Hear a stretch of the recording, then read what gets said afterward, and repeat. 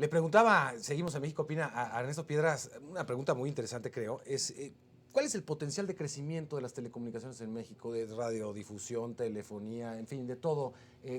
Estamos subexplotados en México, ¿no? Mira, simplemente la experiencia histórica reciente nos deja ver que el sector crece entre 4 y 6 veces lo que lo hace la economía en su conjunto, pero puede crecer más si invertimos, si adoptamos más servicios en hogares, en oficinas. Entonces, este crecimiento de 6 o 7% sin problemas se puede regresar a las tasas de 10%, porque vamos abajo de los estándares de penetración de servicios, de inversión que hay en el resto de América Latina. ¿Cuánto representa el sector en el PIB? ¿5% 4 a aproximadamente? 5%, nada más midiendo los ingresos entre el PIB total, pero es un sector transversal.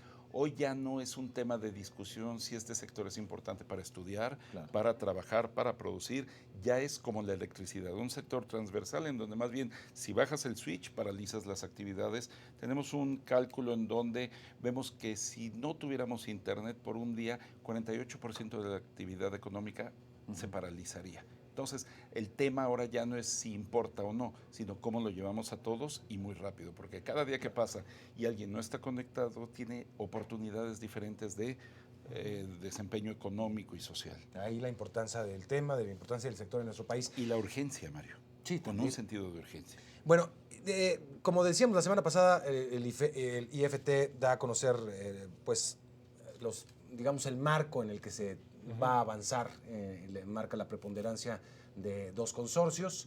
¿Qué implica esto? Y da recomendaciones, evidentemente, ya se toman acciones, ya, bueno, algo que ya sabíamos, ¿no? Había prácticas casi duopólicas en televisión, monopólicas en telefonía, pero ¿qué pasa a partir de entonces? Mira, lo que hicimos fue ya, desde noviembre, les notificamos a estos agentes la posibilidad de ser declarados como preponderantes.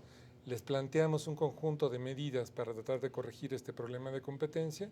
Estos agentes regresaron, nos dieron sus argumentos, nos reunimos con ellos, hablamos abiertamente de los temas y tomamos una decisión. No, lo que tomamos no son recomendaciones, es regulación, son medidas que deben ser adoptadas por el agente económico preponderante en materia de telecomunicaciones para servicios móviles, en la parte de servicios fijos, en la parte de abrir su red, de obligaciones hacia el consumidor, en fin, un conjunto de reglas que están en el orden de 188 medidas que hemos hecho públicas en la página de internet del instituto.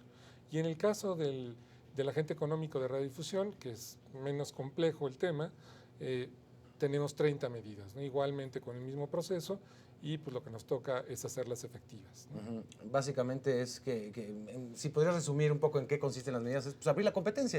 Es abrir la competencia, pero en servicios móviles es, por ejemplo, que si estás en la misma red de Telcel y en diferentes partes del país, por ejemplo, tú estás en la Ciudad de México y te vas a la Ciudad de Guadalajara, que no te cobren roaming si estás dentro de la misma red, ¿no? También hemos tenido ahí un problema con tarifas en cuestión de interconexión entre operadores, ¿no? Que todo el mundo pagaba la misma tarifa. Aquí estamos sacando un modelo en el que van a pagar tarifas asimétricas. Reconocemos el tamaño que tiene de participación de mercado Telcel y cuando nosotros tengamos que resolver un conflicto en materia de interconexión, vamos a aplicar en el modelo el tamaño del operador. Para que todo el mundo sepa lo que vamos a hacer, vamos a publicar el modelo, lo vamos a publicar con todas las variables, lo vamos a publicar con el tamaño de mercado de Telcel, para que sepan cuál sería el valor de esa tarifa asimétrica que, digamos, estaría cobrando Telcel por terminar las llamadas, que evidentemente sería más baja que la que se cobrarían de operadores de menor tamaño. Importante también la compartición de infraestructura. Sí, claro. Si hablamos de que somos un país con déficit de infraestructura, una dimensión de este déficit es aquel capital del que carecemos, pero también está el capital que tenemos y no utilizamos óptimamente. Entonces, lo que plantea el órgano regulador es compartan capacidades, sáquenlo a operar, cobren por ello, pero tengamos alcance.